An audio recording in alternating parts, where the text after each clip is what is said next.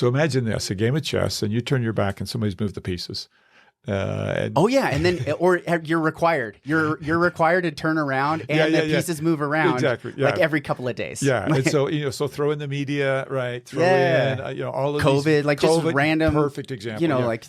Israel, Palestine. You have all these Ukraine. And so that's what we're dealing with. But I do think we're taking it serious, but not enough of us, and not serious enough. But we are getting some small victories. Now, the other category where I just think this is so clear that you're being lied to, and by you, I mean the American populace, is this idea that we're not going to touch Social Security or Medicare. 80%, we're budgeting 20% of our budget money. And so by us doing a small cut on 20% of our money, we're really fooling ourselves, right? Unless we're going to have a serious discussion about these other benefits that are automatic spending, we're not going to really rein this in. And my colleagues are afraid to talk about it, and they're wrong. And I don't mind being the guy that says we do need to make cuts here. See, so I'll take, like, if we're going to play that game out, right? It seems to me like if I'm a business owner, I have my fixed expenses and I have my variable expenses, right? Yeah. And as of right now, because we keep allowing Social Security to go on when it was supposed to be a temporary thing, now we've ingrained it into the system, right? You've allowed full generations to go from start to finish into this Social Security system. It seems to me it's a fixed cost. So let me slightly change that. Yeah, so please. One of the differences is remember, we have paid into this. This isn't like and people get mad when you call it an entitlement, because it's like, no, this is different than a government benefit. I paid into this. Right. So my whole life I paid into this. Right. And all I'm asking is for a reasonable return on that investment.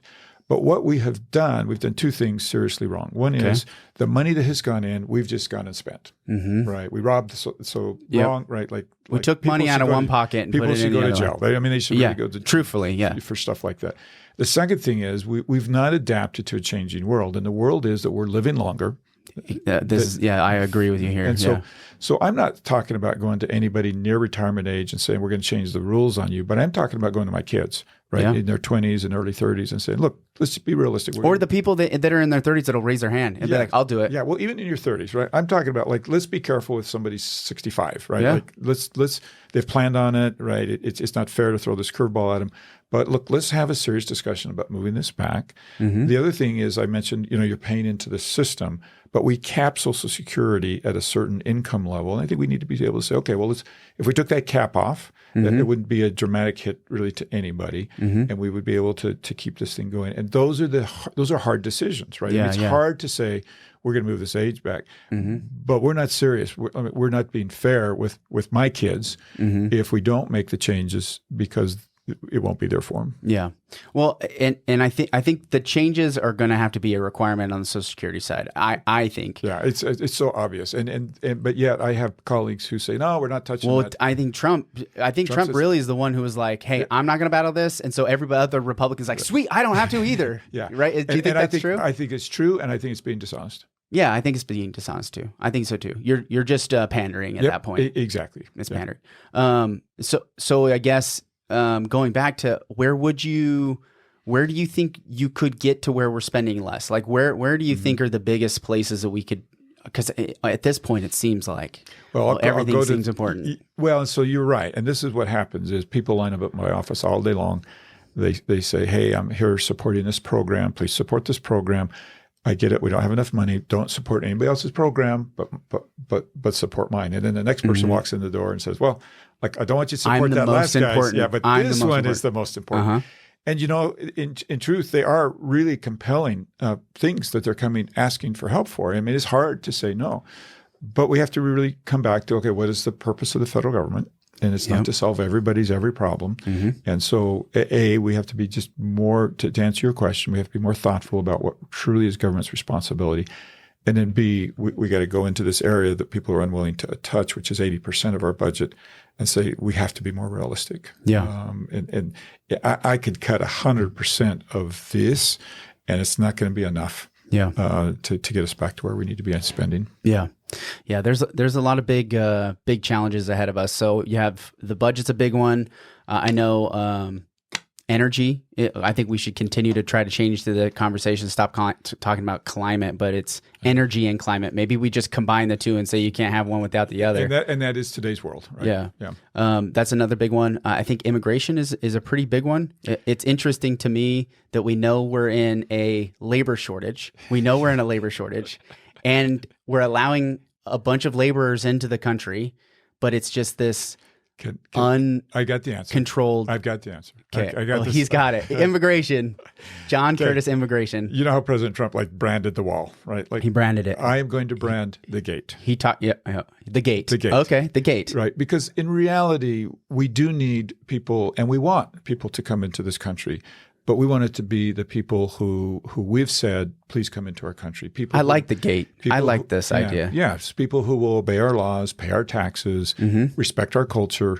And some of them just want to come through that gate and go back home. And some of them kind of want to go through that gate and stay. And we need to realize these are two different groups. Some of them don't have a choice. Some of them don't have a choice, right? And so what we've done is we've created this debate where, on one hand, everybody gets to come in without any vetting, or nobody gets to come in. That's kind of the false narrative that we have set up. In reality, what we want is we want to make sure that the people who are coming into the country are the people we want. I have a home and it's on a park, and I put a fence up around my yard. And during the day, there's a lot of people over in that park. I would love to have them just saunter into my yard, and we're good friends. And you'd love to say hi. I'd love to say hi when we come in. Pet the dog. At night, I lock the gate. Yeah. Right. And this is the symbolism. And you don't want them to have their dog poop on your lawn when you're not home. Right. And I want to be able to say which dog comes in and which dog doesn't exactly. come in. Right? And so I think that we've set this up to okay, you're not humane if you don't want to let anybody in, or you're crazy if you want to let everybody in. And that's just this false narrative, this false choice. I think so few people actually believe that. So it's such a small percentage of people that actually believe that. Well, and right now, the reality of it is everybody on both sides of the aisle, they know. It's like the budget. They know we're spending too much money. They know people are coming in right now. It just has to get to such an extreme level. And it has. It's gone way past extreme. And this is not right what's happening. And what numbers do you, when you look at the numbers and say over the last year or 2 years, how many estimated illegal? Because I think that the Department of Defense, Homeland Security has a number. What do you look at? Well, I'm hearing 300,000 a month. 300,000 a month. A month. And here's the number that is most troubling.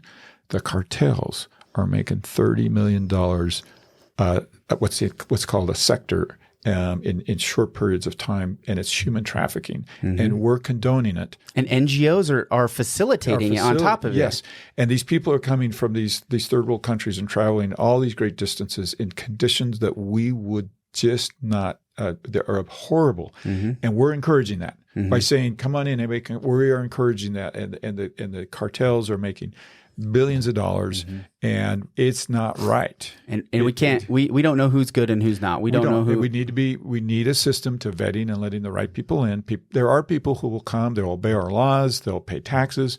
And we need them for jobs. We need them here in the state of Utah, in almost any industry you look at. We do need them. And we're failing our businesses on that side.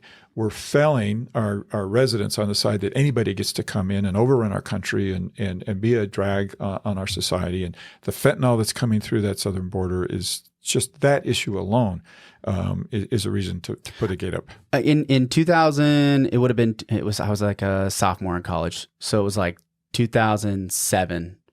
And I did a paper specifically on immigration. Oh, cool. And I looked at the Democratic policy that they were running through, and then also the Republican policy that were coming through. And I think McCain, he was a senator in Arizona at the time, and he sponsored one where we were raising the cap on the allowable legal immigrants, right? Because a lot of people don't know we have a pretty extreme number of limits as to how many people can come into the country, period. Which is one of the reasons they come illegally. Yeah, and it changes depending on the country that you're from, right? So like Ireland has only allowed this many people. I wonder why, because there were so many people from Ireland at one point. Mexico had a big cap, but people were walking through Mexico from all these other countries, which is what's happening, right? Is this a Mexican immigrant, or is this a Guatemalan or wherever they're from, right? Southern border, So I remember thinking, these people want to be here. The studies show that when they're here, by the second generation, that second generation is bilingual, and by the third generation, they don't speak the native tongue of where they came from. So, just a couple of generations later, you just have an American again, right? Like you had an immigrant, and they brought some of their culture, which I honestly love. Sure, it's some of the coolest parts of this country is the fact that I can go to Chinatown and not have to go all the way to China. Like you get a feel of like, what does this culture look like right here in the States? What makes America awesome? I'll tell you a really cool story. There's a congressman out of Texas. His name's Henry Cuellar. Okay. His father picked cherries in Utah as an immigrant. Yeah. And now his son is a U.S. congressman. It's crazy. Yes. Yeah. And did it, of course, legally. And I think this is the whole point is like, let's get this system in so people can have that path legally, right? And let's get the right people in and keep the wrong people out. And what's happening at the border right now is really just almost a conscious decision of President Biden that is not humane. He has a conscious thought? No, I'm just kidding. Oops, okay. I'm just kidding. I'm kidding. It's not humane. That's inappropriate. Right. It's not humane. It's not. It's not in our country's interest, and we need to turn that corner as quickly as we can.